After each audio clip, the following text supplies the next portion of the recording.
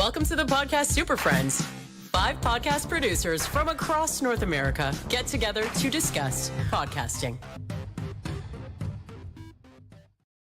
It is the February 2025 edition of the podcast Superfriends. I'm Matt Kundle, podcast wizard, yet I feel a little bit out of focus. It's something we'll talk about it today as we go around the table. A few changes, by the way. We're going to go counterclockwise. You might notice a new face and 2 less ones. We'll explain that in just a sec, but we'll go down below me to Detroit. John Gray, owner and CEO of Jag in Detroit Podcasts, where nobody knows your story better than you, and we just help you tell it. Hello, my name is Catherine O'Brien. I'm tuning in from Baton Rouge, Louisiana, and my company is Branch Out Programs, podcast producing, all the good stuff. And a new face, our special guest super friend today. Oh, that's me, Danny Brown. I'm in a little place called Port Sydney, which is about 3 hours north of Toronto in Canada. I head up the podcaster support team at Captivate.fm, and I'm a serial podcaster with way too many podcasts to mention.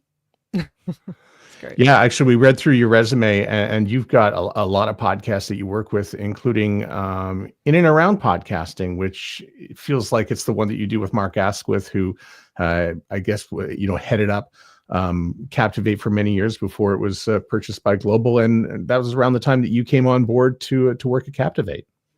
Yeah, I think I probably arrived maybe just a year before they got purchased. So obviously they saw all the good stuff I was bringing to the team and thought we better buy this before someone else does. But yeah, I've been at Captivate since 2020. So this will be my 5th year and in September, actually, I've joined the team.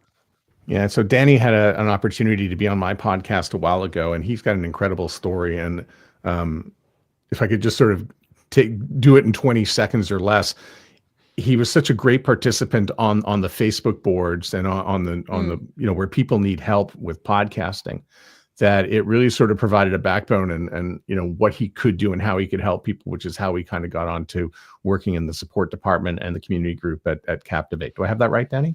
Yep, pretty much. Yeah, I was on the Facebook, Captivate's Facebook group, but like you said, I was doing a bunch of stuff on Reddit as well.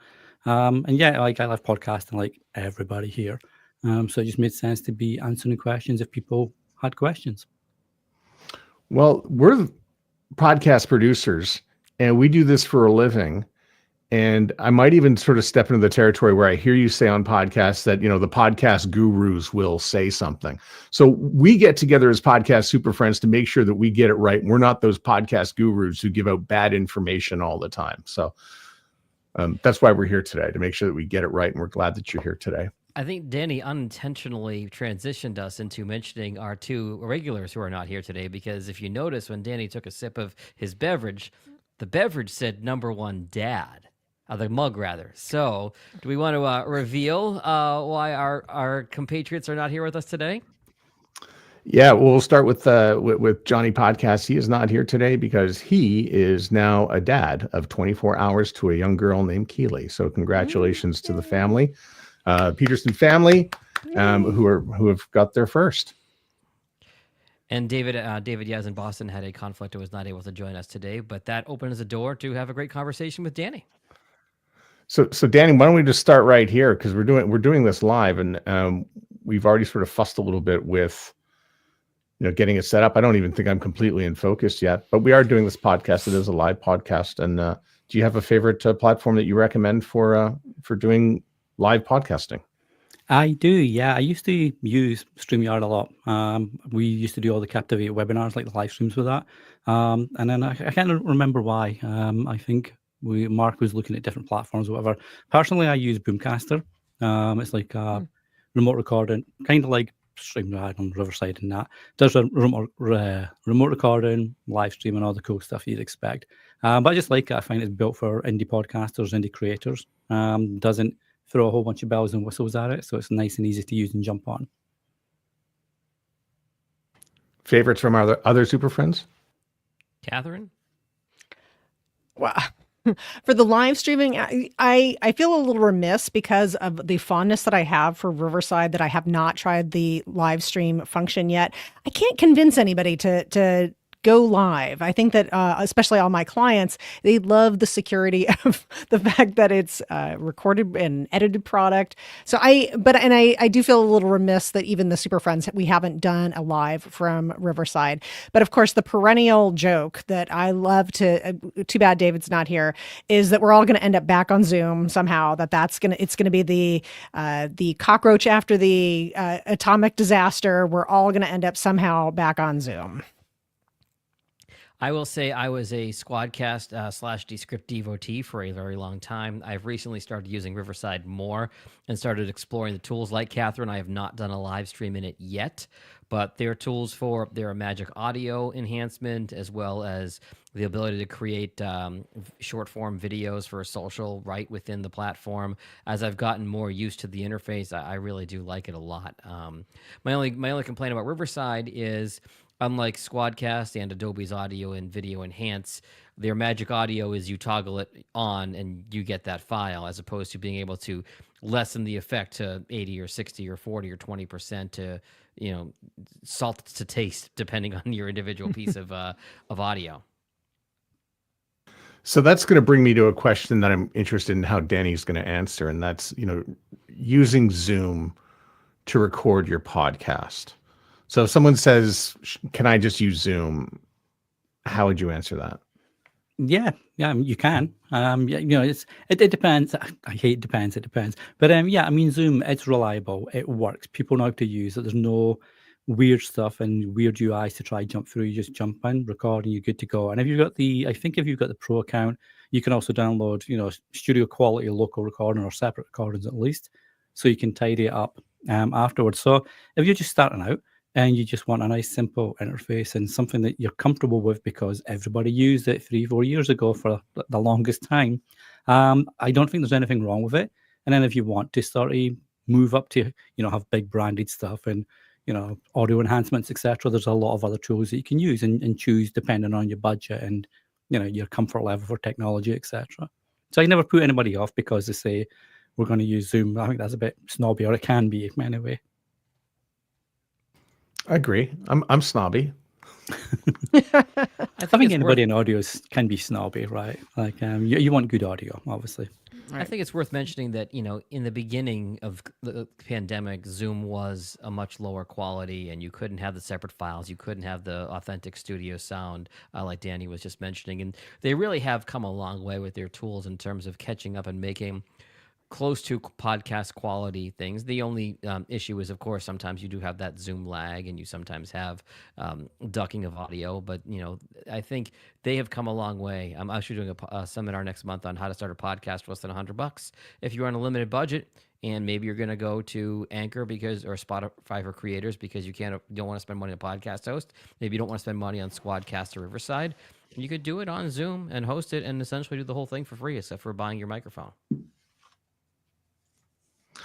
Danny, I feel like when people make a decision about where they're going to record their podcast, whether it's live or not live, it comes down to, do I use Descript or do I use Riverside? But there are so many other ones that are out there. Clean Feed comes to mind. Mm-hmm. What are some of the other ones that you might want to point to people where there might be some value that they may not know because people in the chat rooms or on Facebook groups just aren't talking about them? Yeah, and you mentioned it. I mean, if you're doing audio only and you don't care about video, Clean Feed's awesome. I know James over at Pod News is always, because that's what they use for the Pod News Weekly review, is Clean Feed. And I've used it before. It's a good, really good quality audio only option. I feel there's less options now because people have put more money into maybe 2 or 3 platforms. So you got the Riverside, you got the Squadcast. I mentioned I use Boomcaster. There's also Zencaster, obviously, that's still around, and they'd have the live streaming, I think, and certainly remote recording. I can't think offhand, and obviously StreamYard, we're using StreamYard right now. I can't think of any others offhand. There used to be so many more that seem to have disappeared in the last sort of 2-3 years, like Ringer, that's closed down now. Welder was a good one, that closed down. There was another one that I can't recall. So I think it's sort of solidified into 4, maybe 5 platforms now, and you choose your potion, so to speak. I'm interested just about the topic of live streaming in general. So somebody that I respect he's not necessarily in the podcasting realm per se, but he knows a lot about media, digital media. And his prediction is that we're going to just see a lot more live is the main thing. And then clips that's going to be where you repurpose your content. We're going to be moving away a little bit from the edited product. Live is going to be the main focus. And the edited thing is going to be clips that promote the replays of the live stream. I'd be interested to hear your take on that. Do you think that we're moving more towards live? Is that going to be more of a main focus for people going down the line? So that person, is it someone that has a video channel and does video podcast? That is correct. Yes. That's why they say that. And I'm not saying they're wrong or anything, but if you look at audio podcasting and live, and you've got the live tag that you can use on certain podcast apps, where you can listen along to the podcast being recorded. So if this was on an audio only show at the moment, and we had a live tag enabled on the feed, and that was going out to the apps that support it, people could listen to this as we record it. But I feel that approach works great for video, but it doesn't work great for audio, because not a lot of apps support the live feed. And that might change in the next few years, because we're seeing more radio hosts now that a lot of mainstream media and radio channels are closing down. We're seeing a lot more radio hosts move into podcasting and a live option, where they can sort of essentially have a radio show again, just using a live feed and the live option in their feed. So yeah, I know that there's a great podcaster in Canada, Jeff Humphreys, I think. I don't know, Matt, if that's right. Jeff Humphrey, I think. Yeah, so Jeff Humphrey, he does that. I was at the Pod Summit event in Calgary last August, and Jeff was he did a live podcast there, and he was saying that he does the exact same thing, Catherine, where he'll basically only promote the reels or the YouTube shorts or the clips or whatever, to drive it, to drive awareness of the podcast. And then people will listen to the podcast on audio apps. So I think there's a hybrid, but I certainly, that's why I was curious if it was someone that was already doing a video channel, because that definitely works for that medium. I think that one thing that I know that the Superfriends have talked about a little bit over the years is that sometimes we're following what the platforms are doing. So for example, if the platforms get really hot on, hey, we're all about short form video. Now suddenly we're being encouraged to put out short form video, but that makes us always trailing. We're always kind of falling behind, we're always following instead of being innovative and taking the lead for whatever our audience wants or what our clients need or those kinds of things. So there's a little bit of I always feel like there's a little bit of a dance that if people are going a particular way, the platforms, they incentivize that direction. And I don't know that we talk a lot about enough about that we sometimes get pushed a direction that maybe we wouldn't have otherwise been going. Catherine, I think that's very similar to what I was just thinking, which is how much of what you asked is determined by the social media gods and what they're prioritizing in their algorithm. Everybody said, oh, well, they're prioritizing video, so you got to do those shorts, or they're prioritizing the shorts in and of themselves. Well, maybe that means you have to do more video, or you have to do more lives and all that. So that really is interesting to me. I think that, to your point, these, Zuckerbergs and Musks and others of the world maybe having an outsized impact on how the industry is evolving. Well, I think if you look at Spotify and their big push this year onwards for video, and they want a lot of YouTube creators to come away from YouTube and go to Spotify, and that's great if you reach the threshold of their very high threshold, for a creator to make any money. And then you have to give away your, dynamic ad inserts. You've got to give away any of that kind of messaging, and you've got to exclusively host with Spotify and, put your show up there. So I think, yeah, that's a great point, John, where we're looking at what we're being told we should be doing, as opposed to, Spotify, even Spotify's own numbers, they say they've got, at the last count, they've got 330,000 video podcasts, but they've got 6 million podcasts overall, and that's from their own media releases. So it's still only about 5-6% of all podcasts on Spotify are video, and video's been on Spotify since 2020, I think, when they first launched it. So a good 5 years. I know they've only really just started to push it now, but 5 years and only 5 or 6% of the shows are video. that kind of sort of dictates. Everybody still thinks of YouTube as the default. If I want to watch a video, I'm going to go to YouTube and do that. So, And do you think that speaks to a larger issue of Spotify trying to invade all the spaces and be all things to all people? They're trying to out YouTube when YouTube just has such a foothold. Do you think that's wise on Spotify's perspective?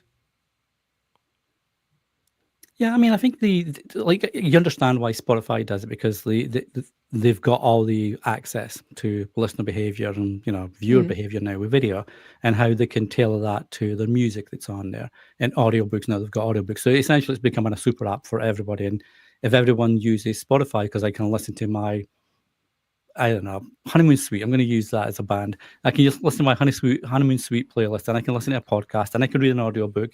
So I understand why they want to do that. But it does make me wonder if a lot of people buy into, putting all the content on Spotify because they want to try be part of the creator program, which is cool. And then Spotify says, you know what, it's not doing what we quite wanted it to do for us, so we're going to pull the rug on this and just go back to music, for example. Right. What then happens to all these creators? So I think you've just got to be wary of going all in on one platform and just having that sort of multi-channel approach, and still have, okay, video does go away, I've still got audio as my go-to. If audio goes away, then I've still got video as my go-to. Have some kind of like multi-platform approach for that. What's the reaction been about Spotify and this move to video? And by the way, I think you could be the only person on the planet with a playlist about Honeymoon Suite. And I'm sorry David's not here, so we could have a 1980s discussion about their hits that they had back in the mid 80s. He could do an episode. He has a podcast called Top Tens where he does where he evaluates different sets of music. That's right. Those playing along at home, get that on the podcast Superfriends bingo card. Good job, everybody. He gets a plug every week, whether he's here or not. Nice. But the reaction, I mean, it seems like a big ask to have people, okay, Spotify is now, it's for your music for listening, and podcasts for listening, and audiobooks for listening, and now they're asking people to start watching it. It feels like that's a very tall ask to get people to change the way they're going to interact with this app. Yeah, and I think it's funny. We recorded an episode of the In and Around Podcasting today about Podcasting 2.0 and where that stands after 5 years. And it was a similar kind of train of thought there. Is it's an ask to get people to use Podcasting 2.0 features, whether that's chapters, transcripts, funding, whatever it is. And it can be an ask to get listeners or users of the Spotify app to know there's even video available on the app, because you have to enable the video feed in your settings, and you've got to have I'm not sure if it's the same now, but you used to have like a pro account or a premium account, so you get more than 30 seconds worth of the video, etc. So there's a lot of stuff that you're asking the viewer to do that might be a hindrance. I know, at the moment it's a bit too early, for a lot of podcasters that have put their video onto Spotify to see how it's working out for them. I know when I've not got a big YouTube channel anyway, like less than 100 people subscribe or whatever. So I know that even if I put my videos on Spotify, they're not going to get anything. There's no traction there. But it'd be interesting to see anybody that's got a large audience that are now manually uploading the videos to Spotify, but still keeping a YouTube channel at the moment, how that plays out. And, are people actually playing and watching? Because at the moment, the data says people aren't really using Spotify for video. It's still a low percentage of the overall podcasts that are on there. But Spotify's only really started pushing in the last 6 to 12 months. So 12 months from here, we'll be having a different conversation maybe. And you, though, are probably fielding a lot of questions from your users at Captivate saying, hey, how do I get my video up on Spotify? And don't you have to have a conversation with them to say, okay, this is what it entails. You're going to lose your dynamic audio insertion. And if you want to monetize, you're going to need 10,000 hours, and you're going to have to be releasing episodes on a regular basis. And I feel like you're actually doing the support work for Spotify. Well, there's two trains of thought there. So you've got, do I leave Captivate or Buzzsprout or Libsyn and go full over to Spotify for creators, the hosting platform, so I can do all this in-house? Or do I still keep my hosting platform with us, with Buzzsprout, with Libsyn, etc., and then just manually upload the video to Spotify? And yeah, you can do that. But then the drawback is, if you want analytics, much like YouTube, if you want analytics for the video, you have to go into Spotify's dashboard for that. The problem becomes if you do have the video enabled, but you only want to listen to the audio version, Spotify uses the audio version of the video. So now your RSS feed's been taken out of the equation and the analytics don't go back to your hosting company. So now you've still got to go back to Spotify to get the audio analytics for that episode because it's now a video. So there's a lot of little minor niggles or issues, if that's the right word, where you've just got to educate and say, yeah, you can definitely upload it and stay here at Captivate. Just be aware that if someone listens to the audio of a video that you've uploaded, that's coming directly from the video, no longer the RSS feed. So you won't see these plays here. And as you mentioned, because it's doing that, you're not getting your dynamic inserts. You're not getting your sponsor messages. You might be losing, some dynamic pre-rolls and mid-rolls or whatever. So there's a whole bunch of things that you've got to really be aware of and be happy with that and say, okay, that's fine because I want to get more video views as opposed to audio, for example. A lot of hoops, so many hoops to jump through. And I feel like for folks who are getting into podcasting, okay, podcasting is the fastest growing medium out there right now, whether you're talking audio or video. Everybody wants a podcast. Everybody's heard of a podcast by and large. We've talked about podcasting 2.0 and Fountain. I know Matt was big on that, but there are so many, I think because we live this every day as our full-time jobs, we forget that there are people who are like, oh yeah, someone told me I should start a podcast. How do I do that? What's an RSS feed? What's a host? You mean I can't just talk into my computer microphone and have it sound great? I can't just sit there with two friends and not plan out the show and BS and hope something good happens. I feel like we're talking about such an advanced class when there are so many folks who are new to this who need to learn the basics and walk before they run. I hate when I say something and it's met with silence. It's like that. No, that was impactful. That was impactful. Well, Danny, does all the talk that goes on, do we make it too complicated? I mean, do we spend too much time talking about podcasting 2.0 and trying to, kick that can down the road? And there are people who want to get into this and they, we make it sound harder than it really is. Yeah. And quick plug, listen to next week's episode because that'll answer a lot of your questions.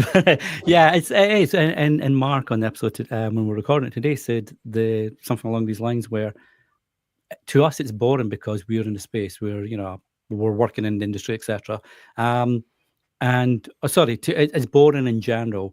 To us, we might get excited about it because it's geeky stuff. It's like we know what it can do and all that cool stuff. Same with video, we know what it can do. But yeah, like say someone just wants to start a podcast. I see it on Reddit all the time. And they'll just ask, how do I start? What gear do I need? What host should I go for? Do I need to do video? All the normal questions you'd expect to ask prior to starting a podcast. And you can have 50 people and you'll have 50 different answers. Right. Some good, some not so good. So I think that's an opportunity for anybody in the space is just to, step back, tell people how to get started easily and without a huge upfront cost and what's involved, etc. So they can find out if they enjoy it, if they like it. And then if they do, then they can start to, look at gear, look at hosts, look at video if they wanted to do video, for example, and all the other cool stuff that comes with that. But yeah, just, people don't, as a podcast listener, I don't care if it's coming from an RSS feed, if it's coming from a video feed or whatever, if it's in the background on YouTube, a smart speaker, wherever it is. If I'm listening to it, then that I'm happy. As a general, I'm speaking as like a general podcast listener, not someone that's using a 2.0 app or whatever. So yeah, I completely agree, Matt. I feel we can sometimes get too excited about all the cool stuff that we're seeing, the shiny cool stuff that we're seeing at events and conferences, and just forget that people just want to make a podcast and share it with their friends.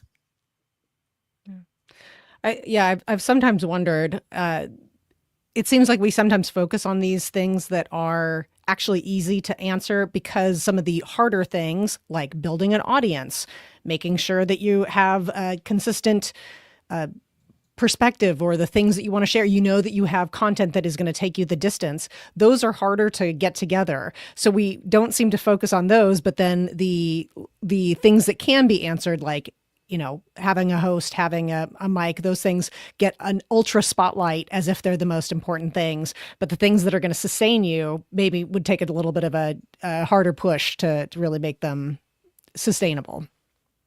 And I'm glad you said that because Ashley Pritchard, who's over at Descript, I think she's still on mat leave at the moment. Maybe I can't recall. But Ashley, she's spoken before about when you start a podcast, have a list of topics for at least 6 months. Look ahead for 6 months worth of topics, because if you don't have that, you're probably not ready to start. And Correct. I'm sorry to say that, but you're probably not ready to start because you'll run out of topics. Then you'll be trying to force ideas, and the content will suffer, and then you'll just get upset, bored, and stop. You'll pod fade basically. So yeah, sometimes, like you say, like the stuff that should be taught to new podcasters, or at least advised and say, this is what you got to expect. It's not going to just throw a bunch of money at you because Joe Rogan's got 300 million deals, 5 years ago, whatever. That's not going to happen. Right. But here's the real stuff that you can expect, and this is the cool, fun stuff you can do while you're getting to that, that stuff that you can expect. Absolutely. And to take it just one more granular level deeper is that advice about the 6 month I first heard from Daniel Lewis in podcasting, and he made a point to actually write it down. And I think that is the real key, is to actually write it down, because we can trick ourselves to say, oh, 6 months, I've got that covered. That is no problem. I can talk about whatever for days. But until you actually write down 25 different ideas, 25 topics, how you're going to cover them, really that is the test, I would say, to people, that says, okay, now you have that idea bank that is going to get you ready to go. Mm-hmm. Yeah.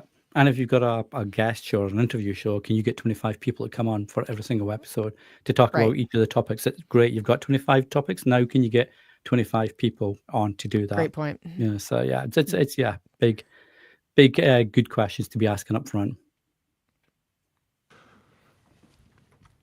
I have a question about the live tag that you touched on a little bit earlier. So you're talking to two former radio people who were involuntarily escorted out of the business as it began to sort of diminish and crumble. But, it's like a show like this, which would, when we go live, can we include a live tag so that there are apps out there that could, listen to the show right now? Let's say on Fountain, I know we could do that, and a few other places. But if Apple and Spotify don't pick these up, and they really represent, 70 to 80% of the usage of downloads in North America, it doesn't feel like we want to go. It doesn't feel like we're going to have the effort to go all in on this. Is that one of the problems with podcasting 2.0 and trying to, get new technology into the RSS feed? Yeah, and I think that's, and even if you throw YouTube into the mix as well, like you've got that triumvirate of, big platforms that a lot of people use because they don't care, like you say, about 2.0 features. They don't care about live tags, etc. They just want to listen or watch whatever content they want to consume. Apple's, they've done some good stuff recently, with transcripts and chapters, and kind of funding with their subscriptions. It's not quite tied into that bit. So Apple's doing stuff. Spotify's doing their own thing, as always. But I think it's an opportunity as well, though. We can look at it and say, okay, yeah, it's never going to take off properly because these three big giants aren't really picking it up. But if people start to ask for more, and this is where, as podcasters, we've got an opportunity to tell our audience, hey, did you know you can listen to this live if you find a podcast app that supports that, and recommend one. Just make it a call to action on your show. Just say, by the way, if you use an app like Fountain or use an app like XYZ, you can listen to this live when we go live, and you can drop questions in. Well, maybe not drop questions unless they're watching, online. We don't have the cross-app comments yet or anything, but you can have that opportunity, or you can pre-send in questions before the recording. We'll ask your question on the recording, so on the live stream, so it's right there for you. So I think as more people, as more listeners to start to ask for more, it might be just a tipping point that the bigger boys need to start, supporting. And again, if creators are going to the platforms that are promising them a lot of things at the moment, and these things don't actually happen because of whatever reason, like I say, maybe the threshold is too high to make any money that they already make on YouTube.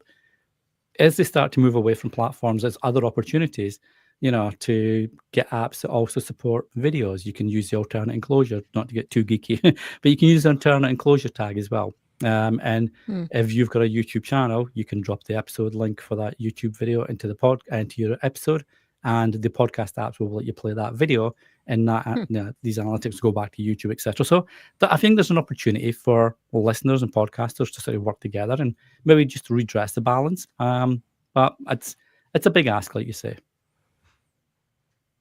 And you touched on comments too. So, we have people who are commenting right now. We are live.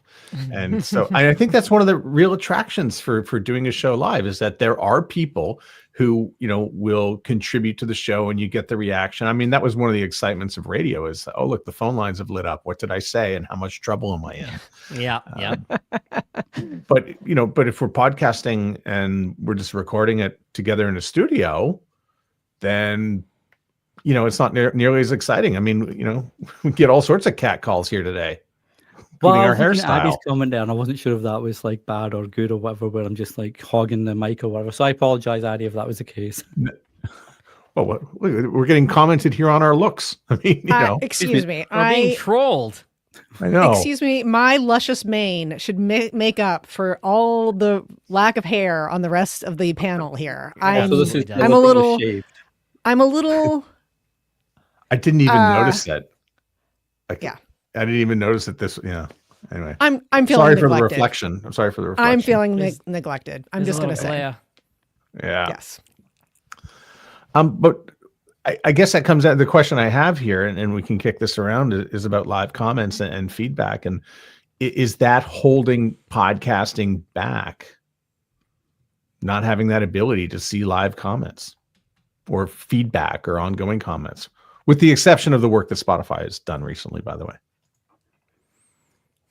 I would say no, only because most podcasts, I'm speaking from an audio podcasting point of view, it's passive. You're doing something else. You're not really concentrating. Like if you're watching a YouTube video, properly watching it, your attention is on the video, and you can put comments in, you can be in the live stream and drop comments in, and you can see that and reply to that. You can't really do that if you're driving a car, or if you're on a treadmill at a gym. You can't be typing, because then you're going to fly off the treadmill and just go. So I feel there's an opportunity if it's tied into maybe smart speakers, you can speak your comment and it pulls it in. But I think from a type in, like adding it manually, I don't think that setup is there at the moment, just purely because of how we consume audio podcasts. I'm having fun with the Spotify comments since they unleashed that and sort of advanced it in the last year or so to do some auto publishing. I think the feedback is great. It's quite positive to get that. Everyone finding the same? The default question is what you think of this episode, right? And then you can change it from there. No, you can just have comments. Okay. But I think the only drawback there, Matt, is you can only reply once as both the podcaster and the listener. So you can't continue a thread after that. One reply and that's it, done. There may be an advantage. So you got to get their phone. You got to get their phone number on the first comment. Hotlines are lit. Yeah. Yeah. Give me a call. We can talk about that problem. See, this is where my inner millennial comes out. Don't call me and text me. Oh, that's right. Okay, well, I want to pivot to an episode that you did recently, Danny. I think you had somebody from Podfest on your show. I believe it was Chris. And you and I met at Podcast Movement. I think it was last year. You had the table set up. I want to talk a little bit about events, because that's a subject that we all talk about. Who's going to this? Which events are the right ones to go to? So how are you? I mean, some of them you have to go for Captivate, and you set up, of course, it's business. But when you look at all these conferences, what's the right one for a new podcaster to go to, if they can afford it? If they can afford it. So I would say, and I know Mark said this on that episode when he had Chris on, Podfest. I've never been to Podfest, but I hear amazing things about the community, the support, the indie vibe there. So it's perfect for the indie creator. If you're in Canada, I would say Pod Summit was amazing last year. Tim, his wife, and the team just did an amazing job there.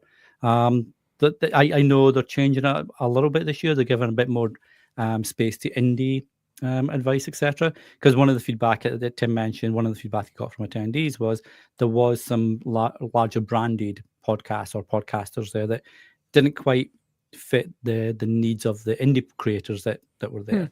But yeah, that was a great event. Again, really dedicated to education and good education. And I've heard really good shows, I've heard really good comments and feedback about the podcast show in London. If you can get over to the UK, or if you're in the UK, I've heard great things, because that yeah. seems to bridge it really well between enough industry stuff for the corporations, the brands, big production agencies, etc., but also the live podcasts, the indie spaces, etc., the creator networks. So there's seemingly a good cross mixture there.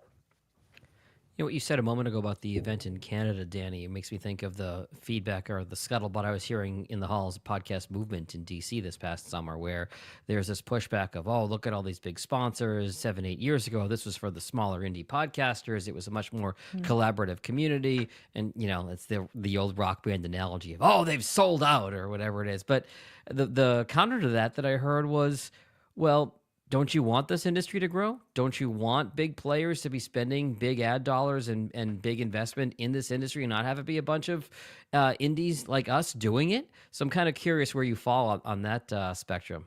Yeah, and I think it must be hard. I mean, I heard that feedback that last year was a lot quieter than even the previous year over in Denver, and it did seem, when I looked at the exhibitor list from the 2 years, like 2023 and 2024, I think the exhibitors were down by about a third last year than they were the previous year, and it did seem quieter footfall, but the venue is a lot wider and a lot more open space than it was in Denver.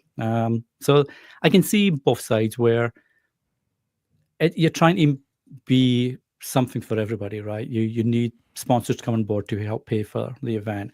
As you mentioned, John, you want big brands to come in and hopefully share some advertising dollars and sponsor dollars with all creators, not just the big, famous branded ones. And to do that, you need to get new podcast tools and apps and innovations, etc., that the larger platforms can help, drive forward.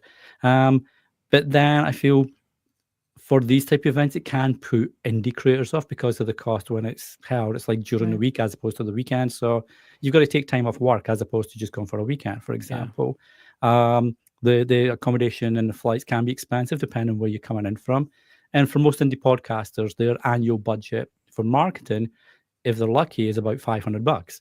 So to blow that, or to actually blow more than that to go to an event, it really has to be worth your time, and you have to take a lot of education and stuff from that event. So I feel it's hard for event organizers to get it just right. And it's also hard for attendees to say, okay, where do I put my money? Because if you go and you don't get the stuff that you wanted, you're going to have a negative opinion of the event, even though it might have been a great event, because it didn't meet your specific needs, which is hard to do, right? The trip isn't a business expense for all of us. That's true. Yeah. I have a question for Catherine. Catherine, if you were to look at the events that are out there now, knowing that like we went to Podcast Movement for many of the early years, we met in 2017, and I think your last Podcast Movement event, anyways, was 2021. What would you look for in a show or an event in order to make you interested in going? Well, I think Danny really was hammering home exactly some of my own personal feelings. I think that I've made it known that I went to the second Podcast Movement, and I went every single year. And the event, it changed to whom they were speaking. There was, by the time I was stopping, there was zero hobbyists. My favorite dead horse to beat is that there are two worlds of podcasting: the indie world and the corporate, let's say the big podcast and the independent podcaster. And I think it might have been James Cridland who started calling that in between the middle class of the podcasting world. And I think that just like in society, the middle class is getting squeezed. I think the podcasting middle class has gotten really squeezed. So I don't know the answer to that. I also have heard great things about Podfest. It's in January, which is sometimes just a little hard after coming off of the holidays, first thing in the year. But, let's not make excuses. I do sometimes think it's hard to give something that is going to really help that middle class podcaster, that's person in that podcast that's right in the middle. I think that there is not a lot of information, what I like to call the podcasting 201. There's a lot of podcasting 101 information. There's not a lot of podcasting 201 information. The people who aren't aren't the size of that advertisements make sense. They might have some sort of a monetization with a tip jar or some way to be supported through a membership, something like that. I'd love to hear some comments from Danny because I know Captivate has some great things about one-off payments as well as memberships. But maybe they don't have the number of downloads that can be ad supported, that there is just not a lot there. So I'm looking for those kinds of things just like everybody else. Yeah, Was that the answer you wanted, Matt? Yeah, I think it's great because it dovetails into a lot of the things that Danny has spoken about on the show and what Captivate really tries to do. Isn't that right, Danny? Try to find, a little something for everyone, but offer, you're going to be able to do this, and we're going to offer you that too. Yeah, and that's certainly with the In and Around podcasting show. Like the theme song, it tells you right there what the show's about. It's not just for the geeks and OGs; it's for everybody in and around podcasting. So we try to take the stuff you normally see at the top level and make it nice and easy for the indie new starters to understand and use the tips there and why some parts of industry matters and why others don't, and advice and stuff like that. But yeah, I love that 201 that you mentioned there, Catherine, because it's true. There's like I feel that's maybe where events can struggle because they do have to bring in visitors to make it worthwhile to put on. Right. And to do that, you have to put tracks on that attract everyone. Whereas maybe the better option is to do like virtual events for the 201s, because now you're not having to put any outlay. And if you want to support the people that are doing a live stream and stuff, you can maybe just make it, hey, Ariel Nissenblatt's great at this. She just says, pay what you can for a ticket. We're going to put the tickets over here. You pay what you can. You can do it for free if you want, but if you want to support us, pay what you can. And that works really well. And then you can really knuckle down and say, okay, for this live stream, we're going to talk about the live tag and how you can use it to grow an audience that want to listen on the go when it's going out. Here's how to make it easy to support your show. Here's how to attract sponsors, even if you've only got 100 listeners per episode, because that's 100 people that sponsors are going to be real interested in. Yeah. So I think there's a great opportunity for educational stuff there.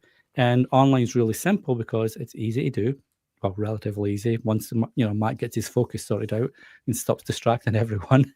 But it's really easy to do, and there's not a lot of tech buying or anything, and you can watch it live, you can watch it back afterwards. There's no lots of travel or anything. So I agree. There's definitely huge opportunity there for that kind of education. Agreed. I want to pivot, if we can, for just a moment, talking about, now that Matt has kindly put up your title as a Chiron here on our panel, I have a question about community management and experience. I absolutely just love that you were a very active member on different Facebook groups and different boards, and that's where you were putting in all those reps, and then that has turned into an actual position for you to be employed and working. And I'm wondering if you could just talk a little bit about, first of all, just participation. And it sounds like it was a real labor of love. I would love to hear your ideas about participating in a community like that. And then on the other side, I've heard that community management can be a real bear. And it's one of those things that it seems like it would be great because, you're just getting to talk to all, kind of interested people all the time. But I know that it's not always super easy. And I'm wondering if you could sort of give us a little bit of the highlights and the not as highlights. Yeah. And I think the main thing is you've got to like the industry that you want to be part of, right? So I love podcasting long before I joined Captivate.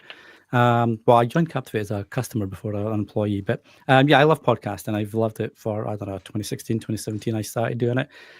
So I was always, and I've had many customer service experience roles in the past. So I like helping people. It's a natural thing. So you put these together where you're talking about a topic that you love and you're doing something that you really enjoy, which is answering questions. I think the most important thing is you don't do it in a salesy kind of way. So on Reddit, for example, if there's questions that I'm answering, you've got to disclaim that you're with Captivate, because obviously there could be a bias there, right? But Sure.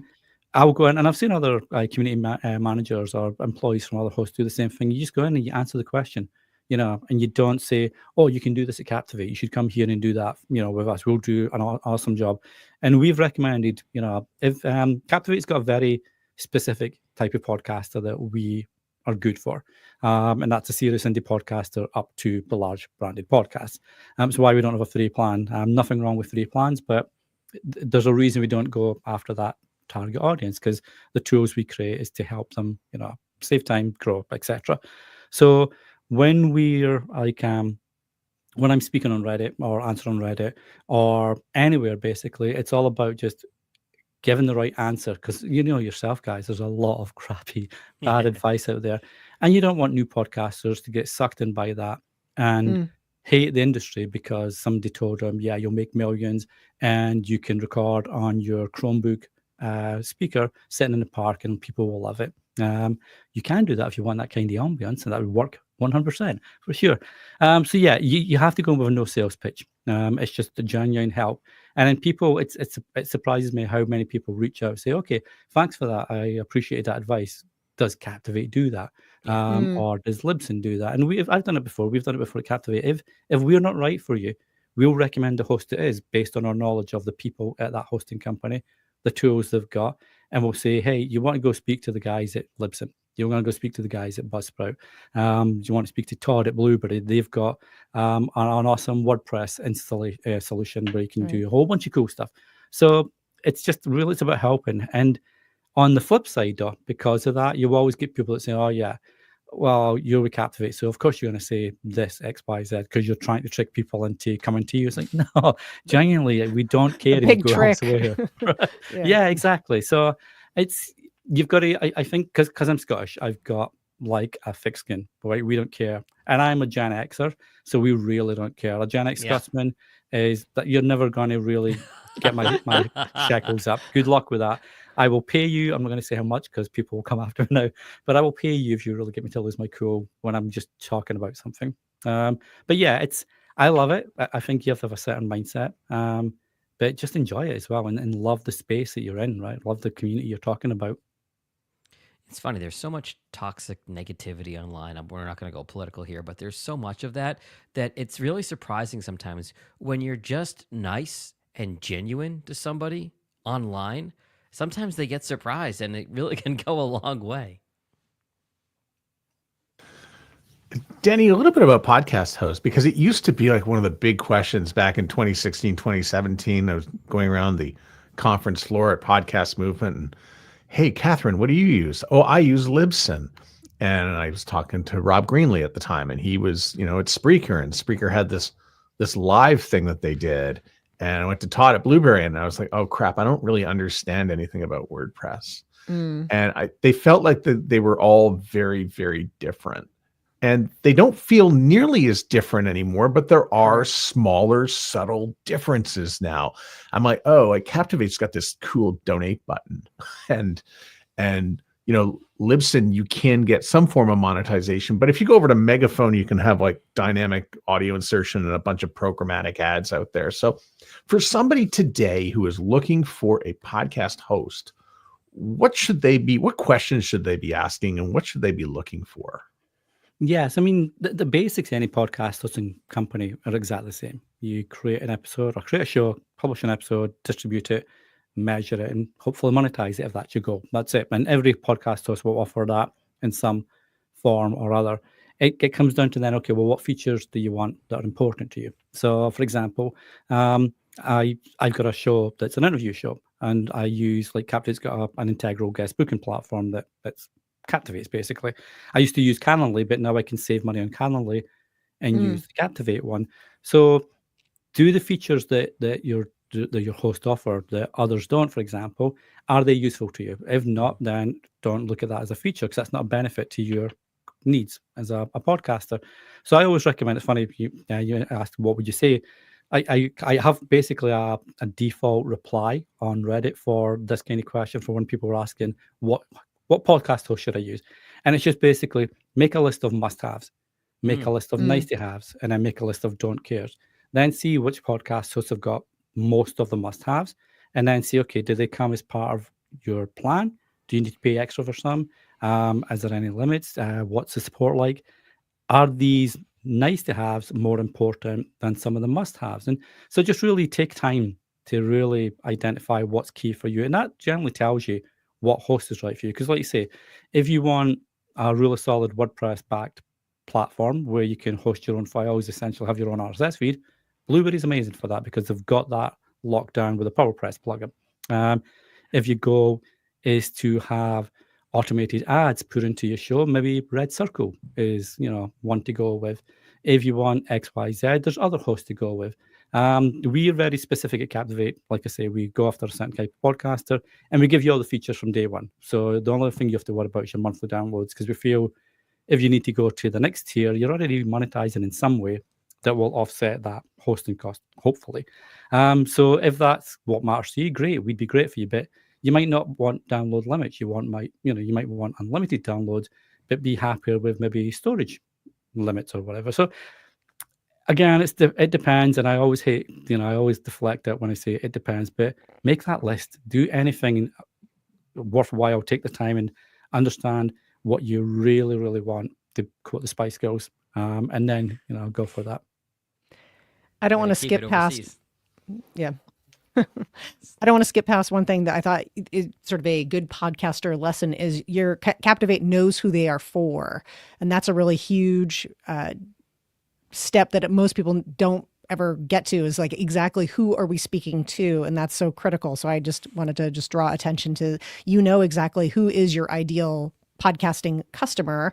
And I think that's pretty valuable. I'm wondering if you can share any insights with us about some of the options of monetization, like memberships versus the one-off donate button, the tip jar, as I was referring. Can you share any insights about those two phenomena? Some people believe that no one has ever in the entire lifetime of the internet clicked a donate once, but I know that that's not true. So I'm wondering maybe you can talk to us a little bit about that. Yeah, it happens. I've got my one minute podcast tip show. Quick plug. I've got some one-off tips there. Because it's simple. Like you say, you've got a tip jar or tip donation button, and people just leave a little donation. So yeah, it works. Well, memberships and tips work, and it makes it easier if people don't want to sign up to a membership because either they don't want to put a monthly amount down each month, and that's full understandable, especially in the climate today with job insecurity and people getting laid off, etc. But they want to support the show and they want to support the creator.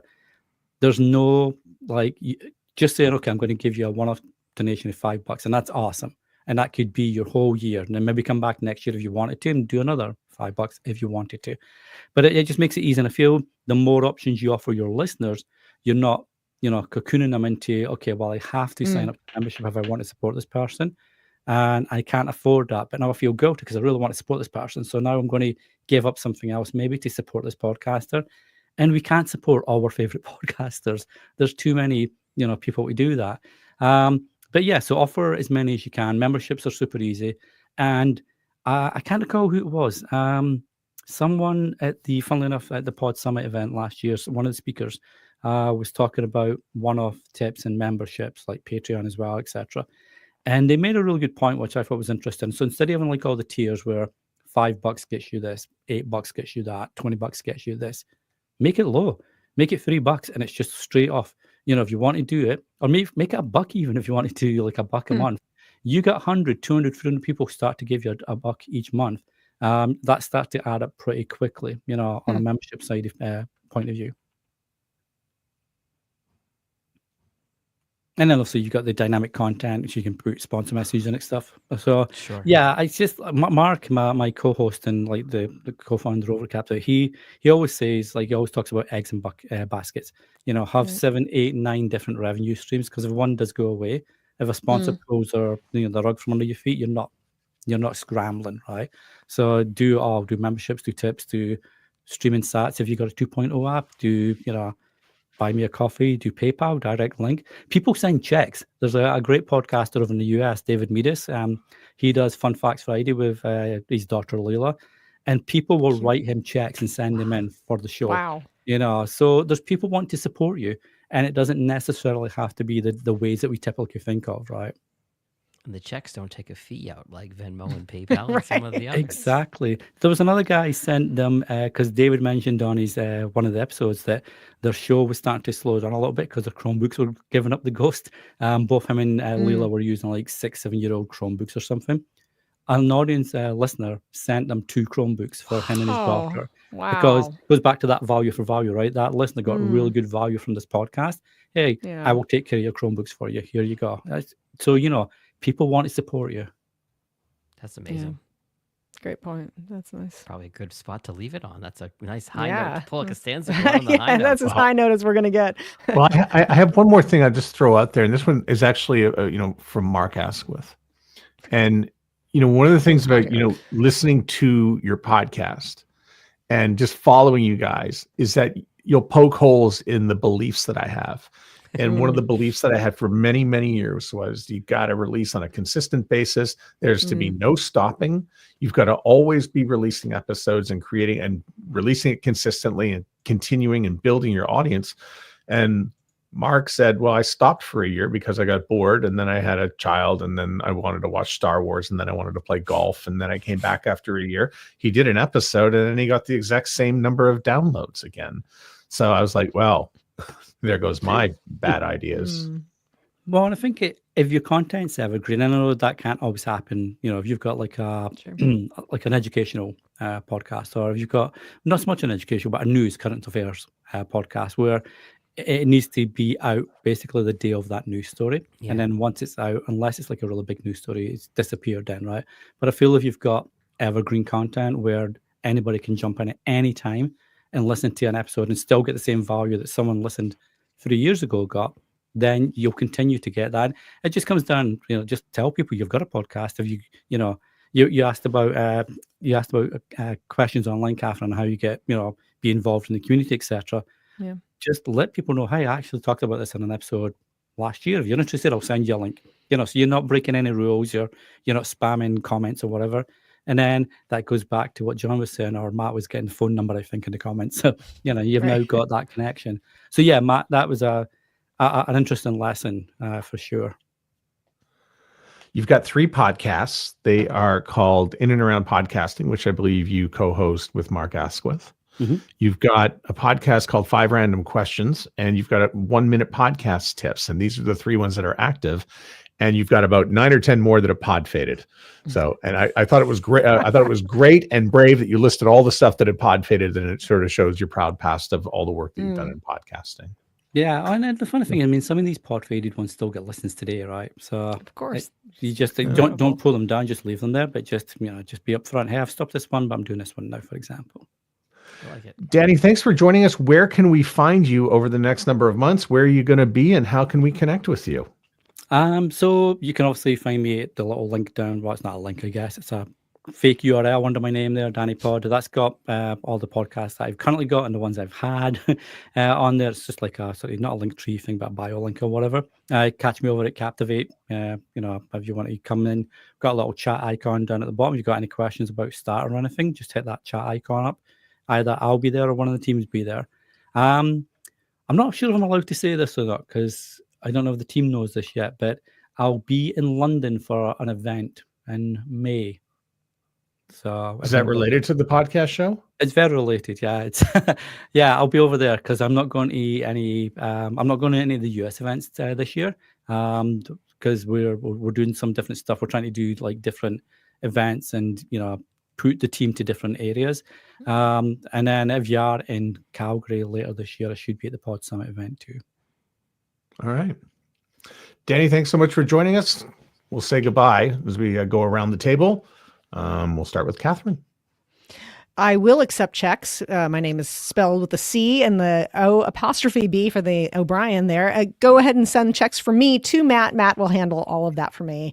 Otherwise, you can see me on social media at Hello Catherine O. John Gay, Jag in Detroit podcast. You can pay me by Zelle, which comes right out of your checking account. Just find me on social and on my website at Jag in Detroit.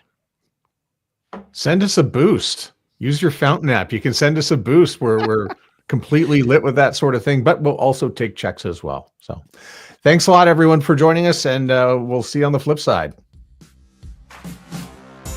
Thanks for listening to the podcast Super Friends. For a transcript of the show or to connect with the Super Friends, go to the show notes of this episode or go to soundoff.network.